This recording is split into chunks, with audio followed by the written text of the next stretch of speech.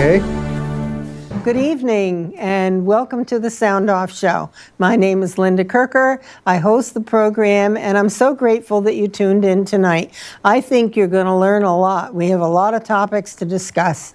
And so sit back, relax, and enjoy the show.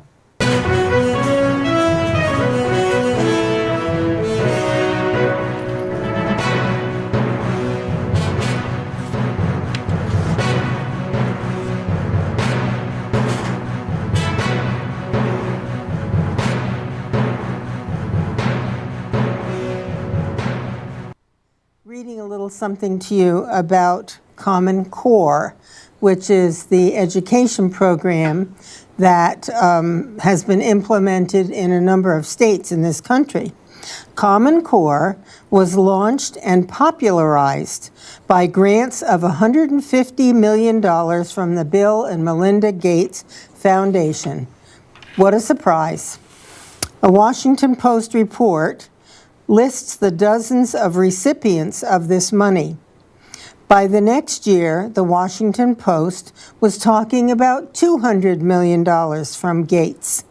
The Gates Foundation spread money all over the political spectrum to the big teachers' unions, the American Federation of Teachers Associations, and the U.S. Chamber of Commerce.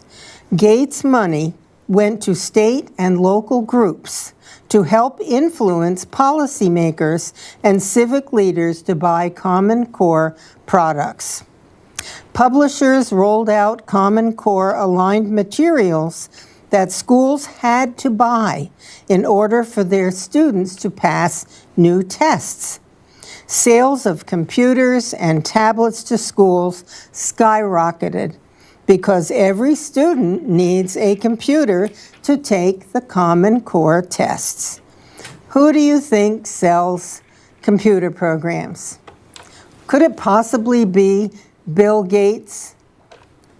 This is a disgusting thing that's happened, and education was clearly designed to be under the control of parents and the individual states, not the federal government. But the state's acceptance of so much money, federal money, has brought with this an acceptance of illegal federal control and mandates.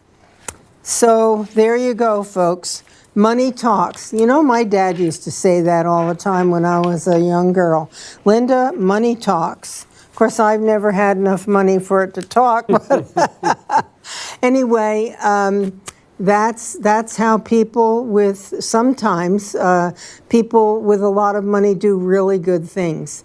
But in this case, what Bill Gates has done and the Common Core curriculum, in my estimation, is a big farce. It's a disappointment, and it's not going to help our children or our country. So on that note, before I, in a minute, introduce my guest, I have two quick quotes.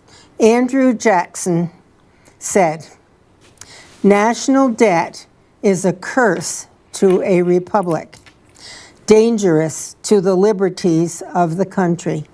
And of course, this country, even before our current president came into office, was around $21 trillion in debt. So our legislators, our congressmen and senators need to get on it and start paying down this nation's debt, which makes us very vulnerable. And also, one more quote. Let me see. I don't know who said this. But it's important. Liberty lies in the hearts of men and women. When it dies there, no constitution, no law, no court can save it. Liberty lives in the hearts of men and women. And if we don't appreciate and protect the freedoms that we have that are so unique in this world, no other country has the kind of government that we have, where we not only have individual rights that can't be taken away by government because government didn't give them to us. The founders of this country created a document to protect the individual and to empower the individual and to restrict government. And we have to remember that and start fighting back, folks, or it all will be lost. And I hate to be negative about it, but it's a truth. Okay, on that, my patient guest has been sitting here listening to me expound. My guest tonight is Guy Page. Welcome back, Guy. Linda, great to be here. Yeah, good to see you again. Yes. It's been a little while. Yes, it has. And Guy is the publisher, among many other things. This man is busy. He's the publisher of State House Headliners, conservative news, and it's online. Yes. And do you go to, what do you go to get it online? It just comes to me. I don't have to look for it. That's right. And because you gave me your email address, and I signed you up. Okay, which good. is all anyone really needs to do is to send to pagecommunications4vt@gmail.com, and I'll put them on the list. Okay, I think that's on the screen. Yes, it is. So, folks, that is a great resource to know what is going on in the State House. So, write that down and access it for yourselves, and you will learn a great deal. Yep. So, my friend, so many things to talk about. You bet. Is there a place you'd like to start, or do you want me to just Go for it, Linda. plow on? Yeah. All right. How about the carbon tax? That Right. scares the living daylights out of me. Yes, as well it might. We have, this really bothered me a lot. I've been following this carbon tax, the carbon tax study. Oh, wait a minute. I'm sorry. It's not a carbon tax study. It's a carbon pricing study. Oh, well, no, it's not a carbon pricing study either because that talks about money. So it's a decarbonization study. That's the final language that everyone agreed on. And the legislature, because they couldn't get an actual carbon tax or a decarbonization passed, they said, well, at least give us a little bit of money, $125,000 to study this. Well, so the legislature said, well, okay, we'll do that. We'll give you some money to study it. And the consultants they hired, I just went on their website a few days ago and wrote a blog post about it, and they are clearly big supporters of carbon taxes. And they poo-pooed, they said, you people who think that a national carbon tax would cost jobs, hardly any. It would only lose 480,000 jobs. Oh, is that all? Yeah, that's all. Phew, that's a relief, almost 500,000. Yeah. So clearly these are very learned people, and they know more about carbon and economics than I ever will. But they clearly have a predisposition towards carbon taxation. How did we ever survive before without a concern about carbon? I mean, Vermont has forests all over the place, and as you know, Guy, the forests absorb any carbon. Let alone, I mean, we don't have a huge population. We have a lot of rural areas. So we're one of the lowest, if not the lowest, producer of carbon. So why are we attacking that? Well, and the thing that makes me even more question even more this push towards a carbon tax is Vermont has had the largest single carbon-free generator of electricity in the state of the history, Vermont Yankee. And the same people who were pushing against climate change were saying, shut down Vermont Yankee. That makes no sense. And now over in Morrisville, there's a hydro dam that the environmental people are saying, shut it down, even though it exists, it makes carbon-free power, it's wholly owned by the Morrisville utility. Probably cheap. Very cheap. Provides clean. It's a winner. And apparently there are maybe some aquatic life issues with running a dam, and the state agencies and some of our environmental groups have pushed hard, and a judge just a couple weeks ago said, well, no, you can't run that dam the way you want to, and so the utility's saying, we're going to have to shut it down. Okay. At the same time, since Governor Shumlin and his cronies decided that our nuclear power plant had to go, Right. it was a clean, cheap, 4 cents a kilowatt, Right. okay? Clean, cheap, renewable, all right? Source of power. And now it's gone. Right. That whole area around where that facility was has had a terrible time economically. People were earning, 600 people were earning good money there? Very good money. A lot of them were emergency responders, were active in their schools, a terrific asset to the community. And now Vernon they do have another plan in place to quickly shut down, completely shut down and clean out the Vermont Yankee plant. And in maybe 10 years or so, they'll be ready to redevelop it. And there's some people who are trying to do that. Again, there are some folks giving pushback on it. I can't imagine why. I know. But there's the Nuclear Regulatory Commission is expected to decide any minute now, really, at least any day now, on whether that deal can go through. And once they do that, Vermont's Public Utility Commission is probably going to say, yeah, we agree.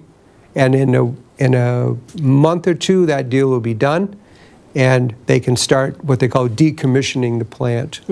So anyway, that's what's happening at Vermont Yankee. Okay, so the plant is gone, and I'll call them the environmentalists, want to get rid of the dam.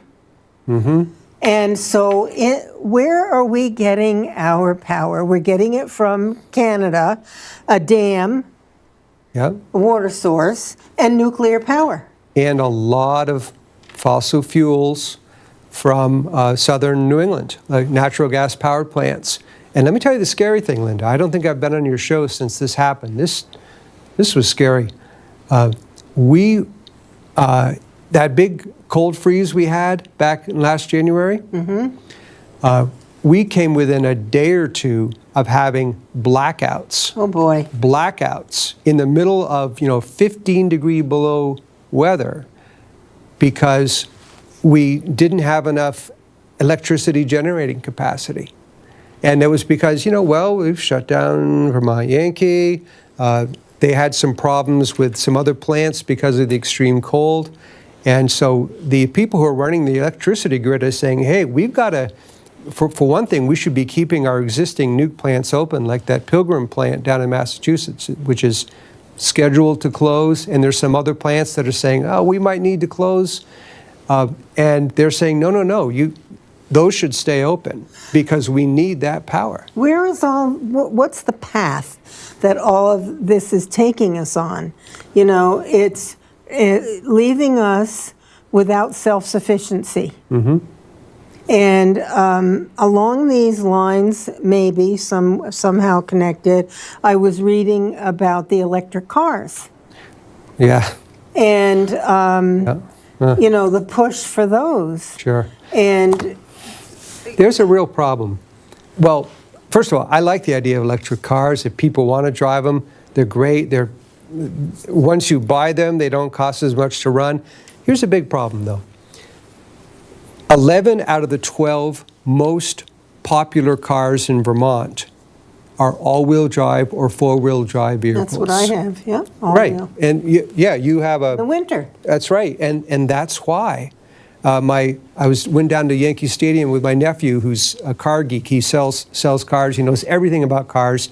And we're driving this big VW Atlas, this SUV, this big honking thing. And he turns to me and says, I don't know why anyone above the Mason-Dixon line wouldn't be driving an all-wheel drive car. For that very reason, because it's comfort. Safe. We just passed state laws basically regulating our gun ownership because we're worried about the safety of our children. Well, I'm worried about the safety of my daughter in her old little two-wheel drive Honda. I wish she had a nice big RAV4, you know, but you know, she doesn't. But I would feel safer if she was in an all-wheel drive. And that's most Vermonters, even though, you know, I don't know if you've heard, Linda, the federal government is the EPA is being criticized by Bernie Sanders and Peter Welch for supposedly rolling back the mileage things on the mileage limits. You know what? That is not true. That is not true. You mean the miles per gallon That's that right. they can get? The mandatory miles per gallon. Right now it's 29 miles per gallon, blended city highway. The Trump administration agrees with the Obama administration that by 2021 it should go up to 37. Wow. 37, yes. What they didn't do is say, okay, another 5 years after that, let's bump it up to 47. They're saying, no, we're gonna keep it at 37. But most Vermonters, what kind of mileage do you get? Well, it varies. Ballpark? But on average, driving around from, you know, here and down to Burlington and back, which is most of what I drive, 31.2. Okay, you're 31. That's actually pretty good. I get in the mid-20s. Ooh. And we both drive all-wheel drive cars. And frankly, the state car, the Subaru, is about, you know, 26, Yay. 26, 27 miles per gallon is the average. So Vermonters right now are saying, we're not even sure we want the 37 requirement, and we know we don't want that 47. Why don't they? I'm going to say what I've said before. Leave me alone. Let me decide Right. what car I want and what features it has. Let me run my own property. Get off my property. Get out of my house. Don't tell me what kinds of appliances I can buy or have to buy. It's none of your business. What kind of appliance I buy for my home, how does that affect you?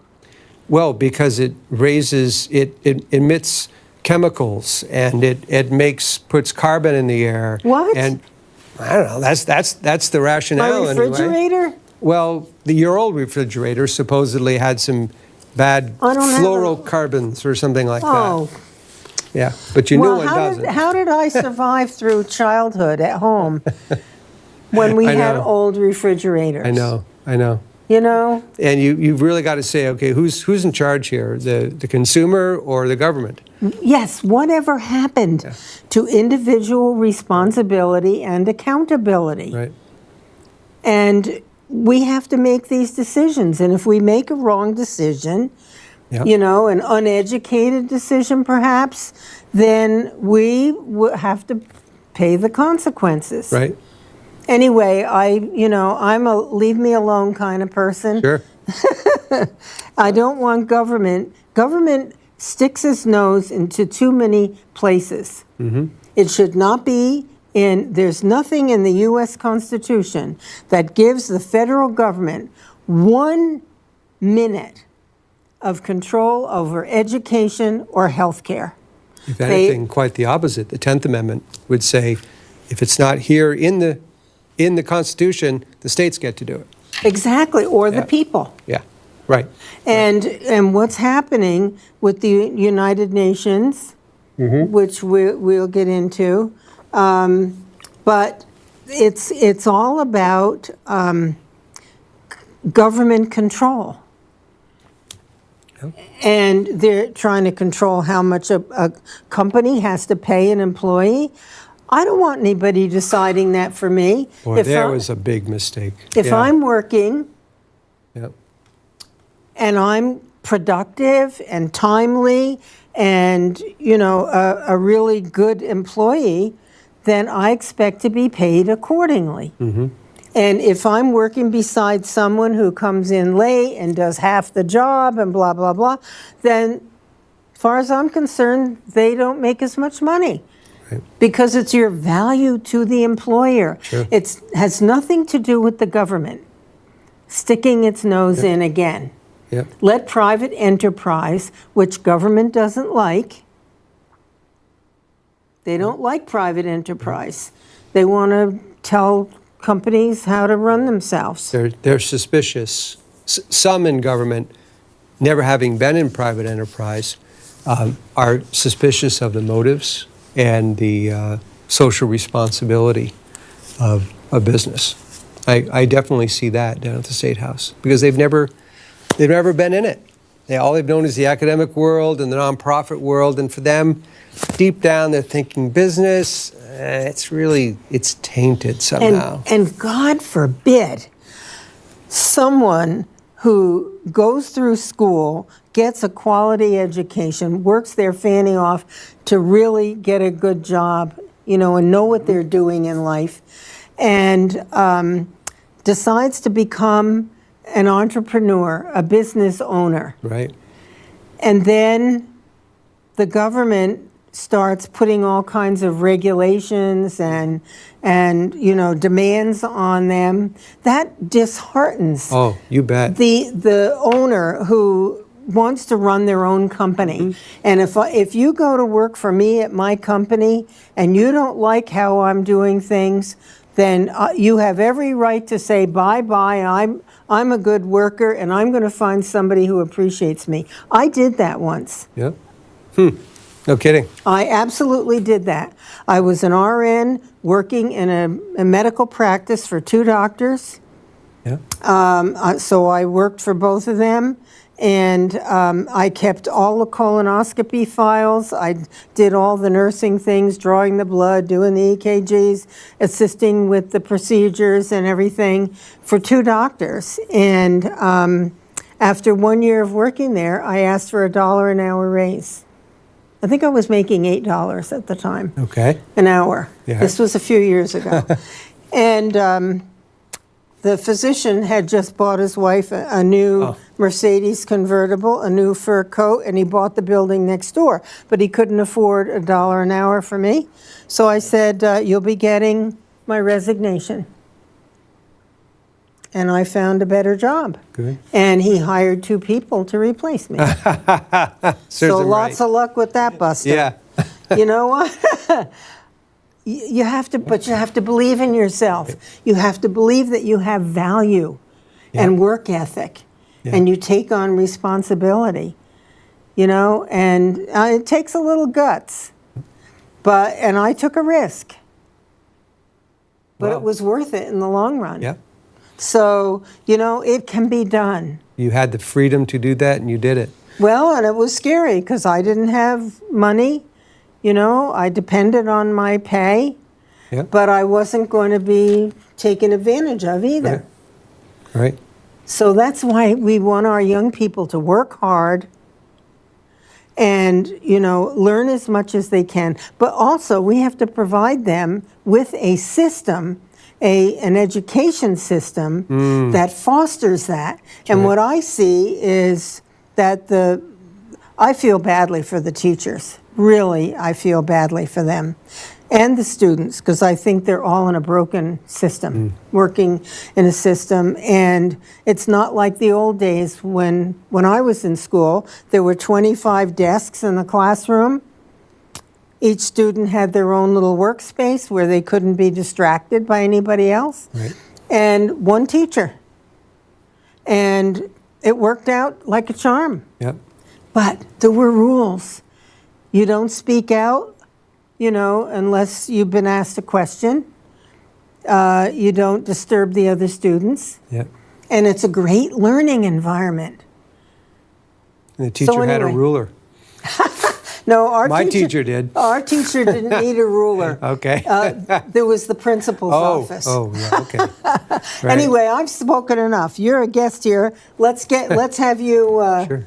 fire first, up. Speaking of freedom, I just wanted to say, Linda, great job with the Liberty Camp. Oh, thank you. That was, I read about it some, and, that's just, you never know, in what I'm doing right now with this blog post, you never know who you're going to reach. And that's true with these kids. You never know. Well, thank you. We had the one this year. The year before, we had one here in St. Albans, and then decided to have one in Rutland this year and one here. Well, I either got the word out too late here, or people just didn't see all the posters and everything. I don't know. So I ended up canceling. I didn't get enough response. So I ended up canceling the one this year here. And they had a phenomenal one down in Rutland. Right. The students That's what I was. had a blast.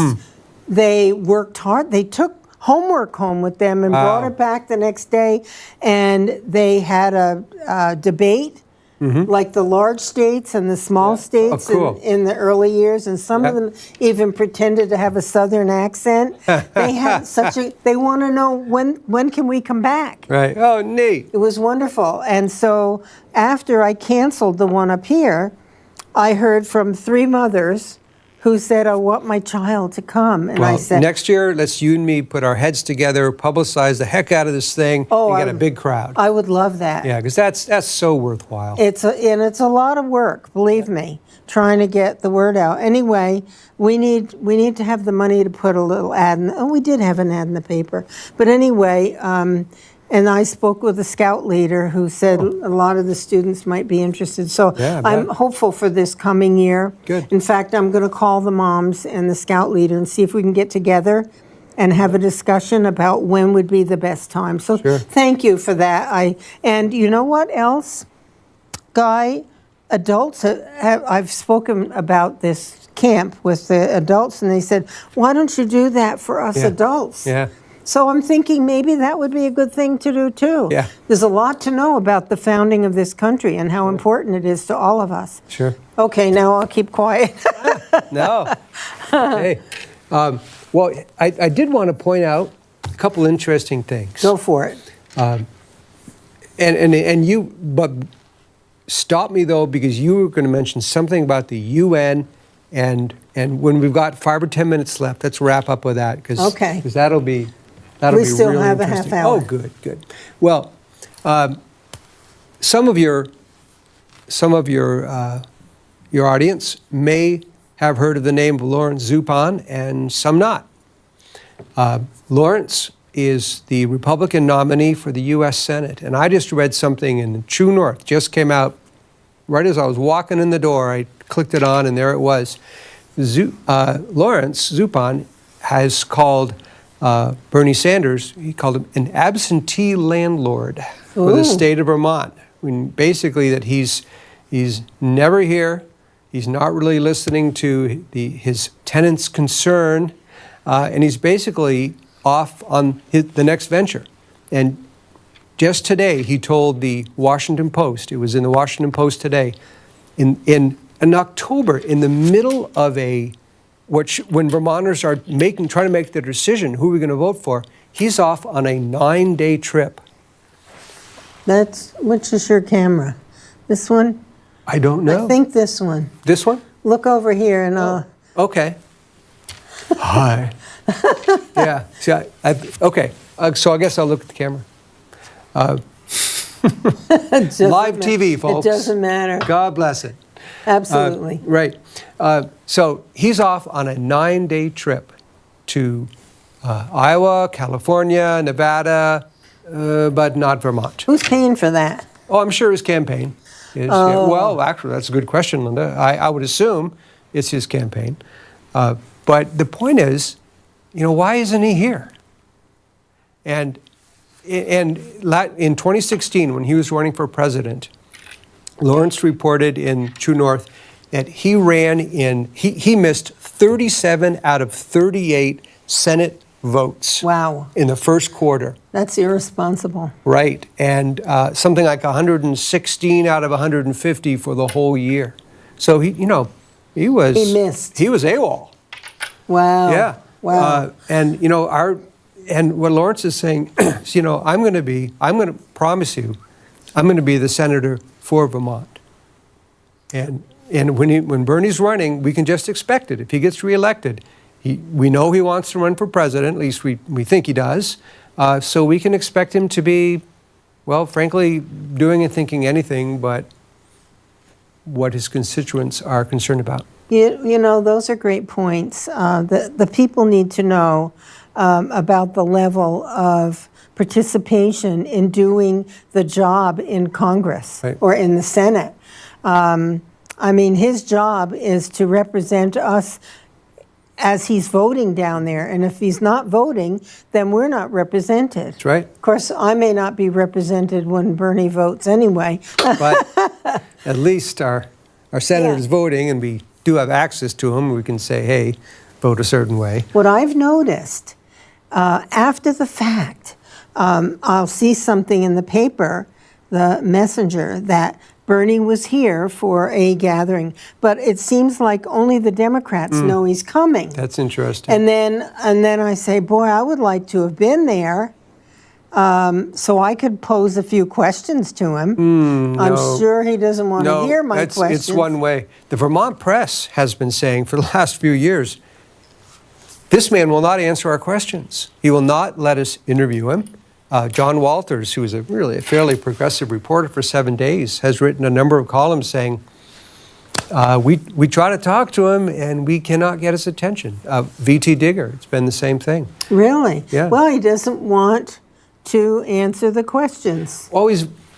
I should clarify, when the Washington Post calls, he'll talk to them. The Atlantic Magazine, he'll do an interview with them. I'm sure the Des Moines Register in Iowa will be one of his favorite places. Yeah, liberal, right? I assume so. But the location, Iowa, being a presidential state. Okay. But the Vermont papers and Vermont press, not so much. So it's really too bad. It is too bad, and we deserve better. Right. We deserve better. And Lawrence Zupan, who is running against Bernie for a Senate seat, I've met him just once briefly at a meeting. I spoke with him on the phone a couple of times, but he was on what is it called? Pat McDonald's program on Orca. Right. Yes. And it's a program similar to this. Right. And she had him on recently, and I happened to see it online. And I thought, I'm going to listen to this. Mm-hmm. So, I was mesmerized. Lawrence Zupan is so smart. He expresses himself so well. He uses words that give you a picture in your mind. Yes. And it was just, I just couldn't, it was a long program, but I couldn't go away even though I had things to do because I wanted to hear what he had to say. I was so impressed with him. And he grew up in a socialist family. His father was a socialist. Oh, is that right? Yes. And he said, I heard all about these things that my father believed, and I grew up kind of believing them. And then he said, he went off to college and he got an MBA, and he's done a lot of different types of things in the business world. But he started his own business. And all of a sudden a bell went off. Because he realized the importance of private enterprise and, opportunity, right, and all of the good things that we know of in our conservative views and our what was provided for us by the founders of our country. And he changed all the way he was thinking from what he was raised with.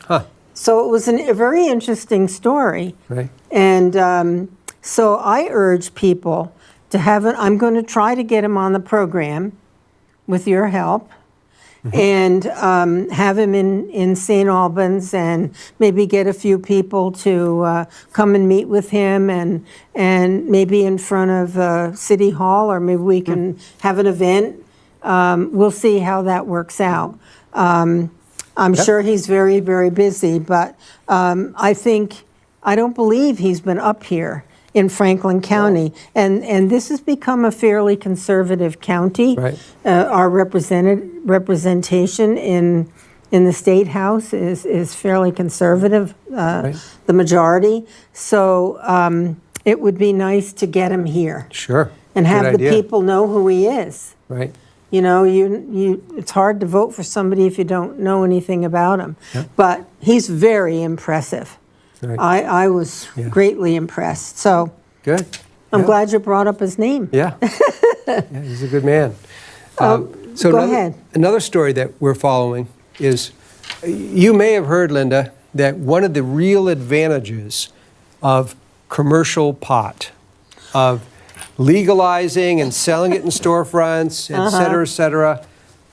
Yes, kids will smoke more of it, and yes, they'll be stoned out of their minds, Yeah. et cetera. Oh, there's all sorts of downsides, but the saving grace is it'll make the state a lot of money. We'll make money off of it. Well, you know what? That is absolutely not true. And that's not just my opinion. That's the state tax commissioner testified before the Marijuana Commission a month ago. I heard it with my own ears, and he said, the money that we get from marijuana is only just going to cover the cost of regulating it, of setting up the regulatory framework, of the laboratories we're going to need, of all the extra things we're going to need because we legalize this. It's just going to do that, not anymore. And it's also not going to take care of the black market. It's not going to get rid of the black market. That's still going to be out there. Of course. And what about the accidents that occur? Right. The healthcare costs from injuries. Up. The increase in break-ins into homes and businesses to support the habit. I mean, you know, the costs are going to be there. Right. There's a lot of hidden and not so hidden costs of legalizing, because when you legalize, you increase use. You increase access, you increase use, you increase the problems. That's just logic. And yet there are those in our legislature in both parties I know. now who are saying, well, you know, we've got to legalize it because of all these reasons that when you look into it and you look and see what's happening in Colorado, they don't hold water. I was just going to mention Colorado. Yeah. I had the woman who came to town here. Aubrey Adams, I think. Aubrey Adams, right, on the show. Right. And I was just really taken with her explanation of all of the problems, international drug dealers coming to their community, and homes that are side by side. In the summertime, people are smoking in their homes or in their yards, and the young children are breathing in the smoke that comes from house to house, and crime was up, and just, I mean, it's a disaster. Why would we invite this? Who's behind it? Well, certainly there is an active marijuana industry. I forget the name of the group now, the Marijuana Policy Project. Oh, yes, MPP. They have funded a lot of, given a lot of money, they have a lobbyist. So there is that. Then there's also just people who think pot is just this safe stuff we smoked back when we were kids, and what's the big deal, and booze is legal, why not make money off of it? And you hear the same sort of things over again, and you try to rebut them with the facts, with the up-to-date facts, and there's just this, you know, it's like if you've ever known an addict. When I was working in the legislature working on banning smoking in the workplace, the hardest people to convince were the smokers.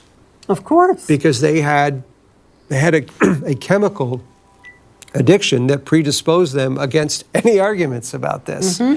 And I do wonder sometimes if there's some of the same thing. If there's some of that going on. Yes, and I'm concerned about a lot of things in regard to the legalization and the market, setting up a market for it. But the minds, the brains of the young people. Our greatest resource. We already have enough problems. Yeah. You know, and we need to do what's right for the young people. Right. And to expose them to this and make it, you know, allowable for them to purchase it. And the individual who now can sell it, they can have 2 mature plants and 4 immature plants. And it was you, I believe, who said how many smokes you could get a day out of that. It's like it was 40 joints a day or something. Yeah, the equivalent. So Right. what is a person going to do? Is anybody going to smoke 40 a day? No, they're going to Sell it. gift it, Yeah. but they're not going to gift it. They're going to end up finding a way to sell it. Sell it Sure. to kids. Sure. What are we asking for? Disaster. Yeah, I think I so. keep getting emails. I have a lot of them, I told you right now. I don't have time to go through them all. But a lot of articles on emails about this is the thing to purchase now. Stock in Oh, wonderful. marijuana. Oh, this is where you're going to Great. make your money. great. Okay? Super. Yeah, super is right. Yeah. What are we Life's too short. What are we doing? Yeah, really. The education system, and I don't blame the teachers, they're caught in a web. Yep. They could fight back, but I don't think the union would be too cozy with that. Being who I am, I'd be standing up and saying, this is not right.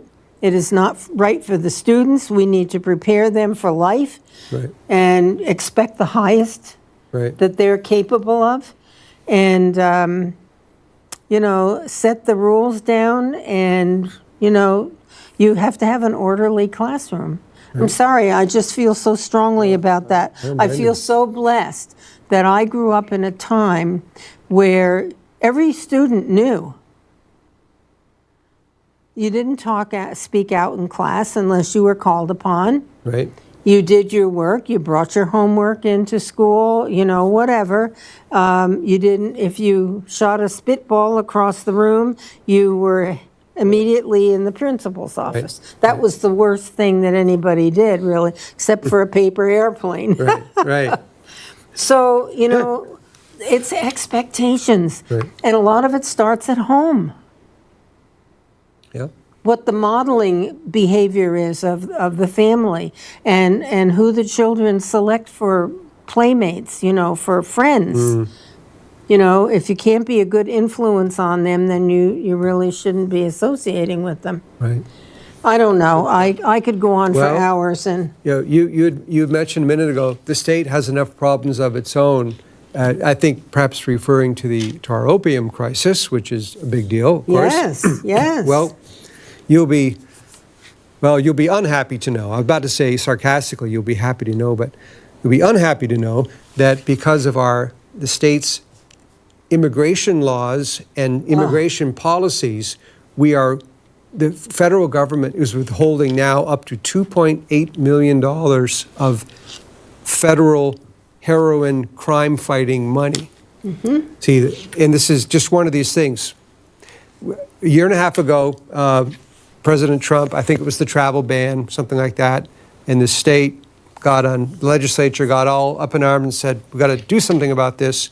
And they passed a law that, among other things, said our state and local police do not need to, in some circumstances, actively participate and interact with the federal immigration police. We don't need to report that this fellow who we think is probably here illegally, who we just arrested for DWI, but you can't ask him. and we don't have to tell ICE that. Yeah, that's wrong. In fact, don't tell ICE that. God forbid we should work together in law enforcement, right? Exactly. The idea is that you're supposed to, right? Of course. So they passed this law, and the federal government, and at the time, I remember I got this press release from Governor Scott and Attorney General Donovan saying, not to worry, we're not going to lose any federal funding over this because we think we are in compliance with federal law. Well, the federal government begs to differ. They wrote a letter saying, actually, you're not in compliance. We consider you a sanctuary jurisdiction, and we're going to start withholding these federal grants that are commonly given for fighting drug crime. And it's now totaling, if they withhold this year's grant of $500,000, it's totaling about $2.8 million. And someday we might get that money. It's not like it's necessarily gone forever, but we don't have the use of it now, and who knows when or if we ever will. And it's because we, decided that we're just not going to cooperate with the immigration people. And I just Where is the money. logic in that? We have, wait a minute. Let me see here. Okay, this kind of fits in with Okay. this.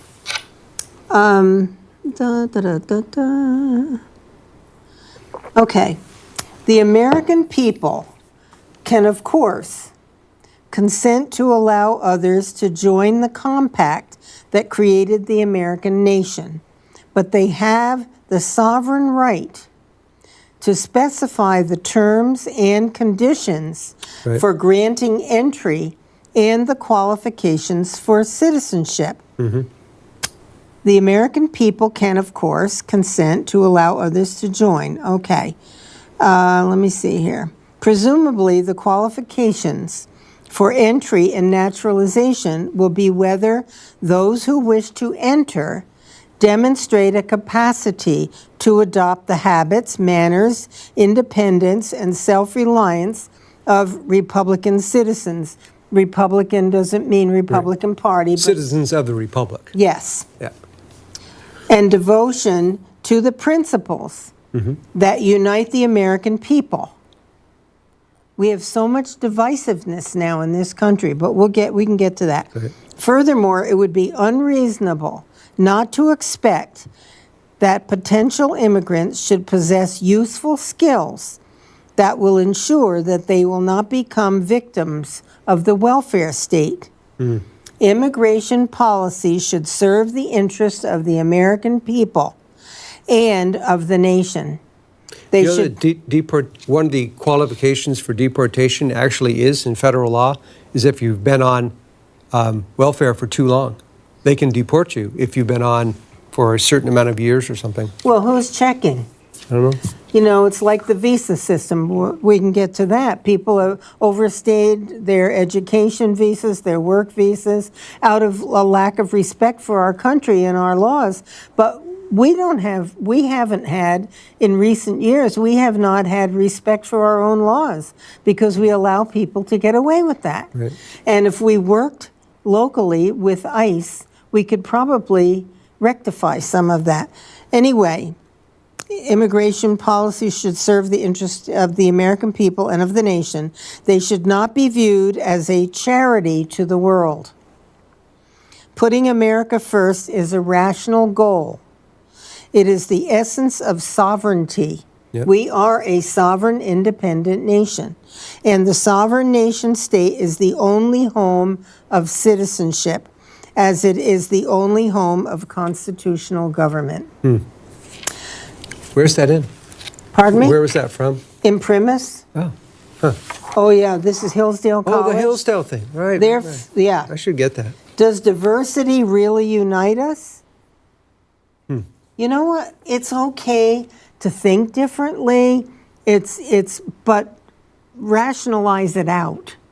We have standards, we have laws, we have rules, we have a constitution, and we need to respect those as well as expect people who come into this country also to respect them. But if we allow people to come to this nation from other nations and we don't enforce our laws and control our borders, Right. then we are allowing them to come. And that ends up to be multiculturalism. And eventually you have too much multiculturalism. People who are living a different life from what our country was founded on. I mean, you can speak your language in your family if you want to do that. That's fine. But we should not be forced to spend multi-millions of dollars every year to print Oh, I see what you're saying. ballots and driver's exams and everything else Right. in other languages. Because if you become an American citizen since 1906, you need to know English. Is that right? Yes. Oh, Okay. I didn't know that. Yes. Huh. Stick with me, kid. Okay. I'll go far. 1906, they set this. I mean, how can you take the exam, naturalization exam, whatever, if you don't understand English? That makes sense. We shouldn't print it in other languages. Sure. And if you're become a naturalized citizen, God bless you, then we expect that if you're going to vote, that you can read the ballot and so forth Right. in English. Right. Huh. That makes sense. Okay. Yeah. So what else is next on your list? Let's see. Gosh, we covered a lot. We have. These are, and for what it's worth, these are all things that I've written about on State House headliners, and a lot of other sort of news stories that we've broken. Oh, there's an interesting story for you here. Has to do with state government bonuses, state employee bonuses. Were you a legislator, Linda, when they started this program that said that state employees who perform in an exemplary way can get a certain percentage of their pay and merit bonuses? I do not recall that. Okay. This was like the late, 1996 or something, and you don't remember it. I've been down there forever. I wasn't there I didn't then. know anything about. Oh, okay. I don't know anything about it. I asked a fellow who's been a legislator and sort of a Montpelier insider for 20 years. He hadn't heard anything about it. But a fellow who's named Dan Brown, who's running for the legislature from Randolph, sent me a file saying, take a look at this. And what it said was that there was, I forget the amount of money, but it was in the 700,000 or something like that, where employees got merit bonuses, which, I like that. I mean, you were saying that people who produce should be paid more. And Yes, there's, in a salary. right. Well, and even, you wouldn't mind someone, a boss giving a bonus to someone who... Well, is it all subjective? There's your problem. Who's determining this, okay? Right, and who's getting it, yeah. It's like maybe schools. Right. If the students' grades are not based on objective things, content, or are the grades based on a subjective evaluation with nothing concrete in front of you, like a test result? Just a popularity test or something, or a power thing.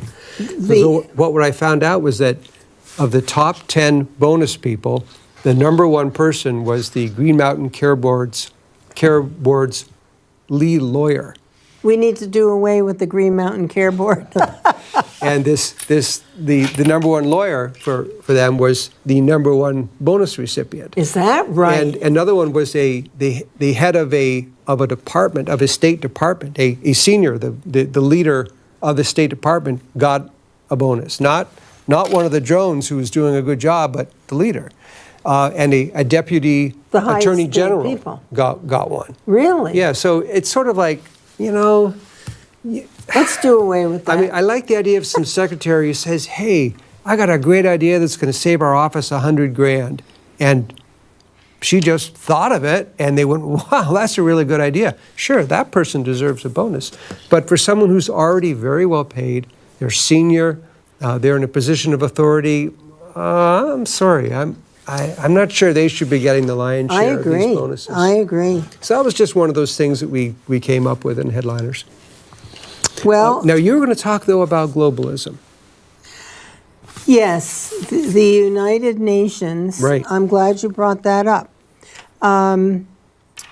There's a United Nations, what the heck is it called now?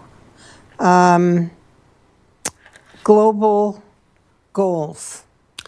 UN Oh, yes. Global Goals. Sustainability, something That's or other. right, sustainability goals. 17 United Nations sustainability goals for the world. Okay.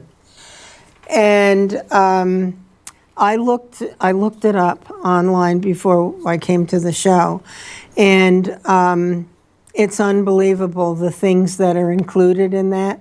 But one thing I've been aware of prior is that there's something called WOTUS. WOTUS. Yes.